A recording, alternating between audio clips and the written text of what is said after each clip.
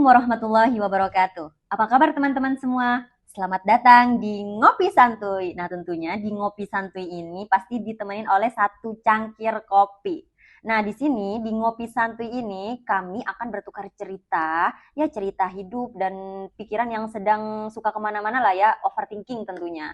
Nah, di sini kita nggak sok paling bener dan nggak juga mau menggurui. Kita cuma pengen duduk santai, bertukar cerita yang relevan lah di zaman sekarang. Nah, dan hari ini obrolannya bakal menarik nih teman-teman. Kenapa? Nah, kita itu bakal kedatangan teman yang punya perjalanan yang dimana dia itu pernah sekolah di Turki. Nah, sekarang beliau fokus untuk menghafal Al-Quran dan kuliah di Institut Ilmu Al-Quran Jakarta. Nah, ini dia. Hai Kak. Hai. Boleh langsung kenalan aja kali, udah pada kepo nih. Boleh. Yuk. Oke, di sini kenalin nama aku Suraya Tuzainuna. Aku dari Fakultas Tarbiyah, Prodi PAI semester 5. Aku asal aku dari Kalimantan Utara, tepatnya di Kabupaten Bulungan. Wow. Kak Sur, boleh nanya nggak sih? Kan Kak Sur itu ada pengalaman ya, kayak pernah sekolah atau mondok lah di Turki. Hal yang paling beda apa sih yang kakak rasain tuh sekolah apa ya? Antara sekolah di sini sama di Turki itu pasti vibes-nya beda kan? Apa sih yang kakak rasain itu sebenarnya? Gini ya, mungkin kalau perbedaan banyak banget perbedaannya. Dari mulai kan aku di sana bukan sekolah ya. Sebenarnya kita tuh di sana waktu itu pesantren. Jadi kita tuh mondok tapi di Turki gitu. Nah, aku ngeliat kamera sih.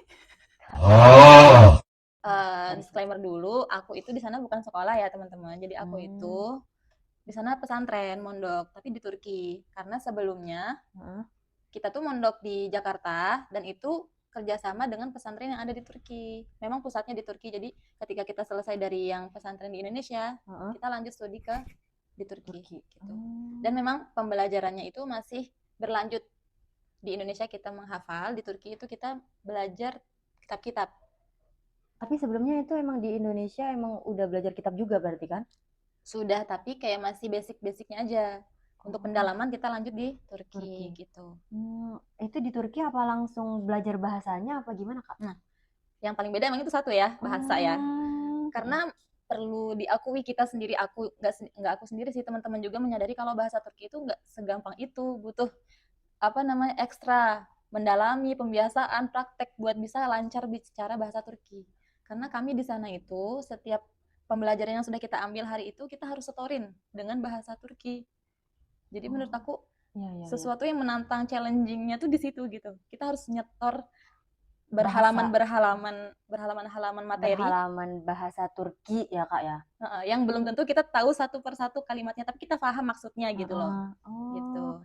Berarti nih bukan aku memperbedakan ya. Di sini tuh lebih susah ngafalin awal cara menghafal Al-Quran apa ngafalin bahasa Turki? Ngafalin bahasa Turki. Karena kalau Al-Quran gini loh, kalau Al-Quran itu kan kita dari kecil, dari rumah itu udah dididik ya. Sebelumnya juga udah pernah pesantren, sudah pernah menghafal. Jadi kayak udah ada udah terbiasa lah intinya di Al-Quran. Nah, sedangkan kalau di bahasa Turki baru di situ kita belajar. Kayak hal yang beda lah ya. Setelah kita hatam, setelah kita selesaiin hafalan, baru kita beralih ke bahasa Turki, beralih ke kitab gitu. Jadi itu tuh step setelah kita hatam Al-Quran. Oh, tapi Kak Sur ini kan udah hatam ya, mungkin nggak terlalu berat untuk di Al-Qurannya.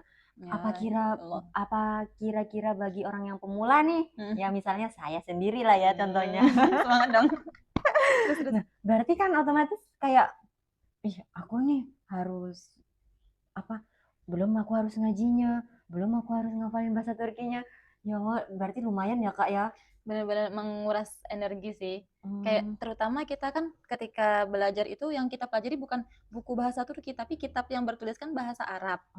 Terus kita maknai dengan bahasa Turki. Terus kita hafal, kita pahami dengan bahasa kita sendiri. Terus kita harus translate lagi buat setor supaya bisa setor ke bahasa Turki gitu. Jadi kayak translate-nya itu berkali-kali gitu. Berarti nih bahasa Arab, ke bahasa ke Turki. bahasa Indonesia dulu kan, ke bahasa kita, setornya ke bahasa Turki. Wow, keren sih. Luar biasa sih. Aduh. Ya, ya, ya.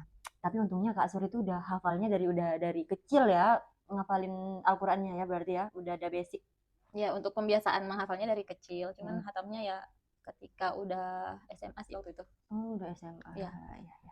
Menurut Kak Sur nih ya, apa sih yang bikin anak sekarang nih, yang termasuk saya sendiri, susah konsisten kayak kan kita kan di kampus yang menghafal Al-Quran nih. Betul, iya. Nah, ya contohnya ya konsisten lah ya, setidaknya setor lah ya, setor ayat Al-Quran gitu. Itu gimana Kak biar kita tuh nggak ke distract megang gadget terus kayak biar kita tuh bisa kayak planningnya itu loh tertata gitu. Gimana tuh?